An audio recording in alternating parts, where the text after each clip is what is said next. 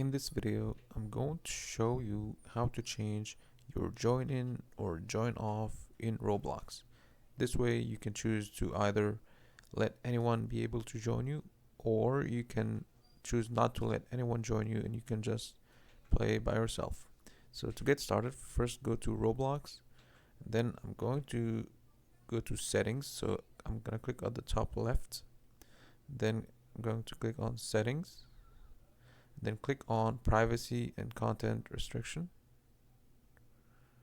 Okay, and then I'm going to click on visibility and private servers, then click on visibility, and then scroll down and you see show current experience. Normally it's set to connections where only your friends can join in on you in a game. If you want to let anyone join in on you, then you just set it to everyone. Anyone will be able to join you. If you don't want anyone to join you, like absolutely no one, then you just pick the no one option, and this way nobody will be able to join you or see what game you're playing, and it's going to be completely private.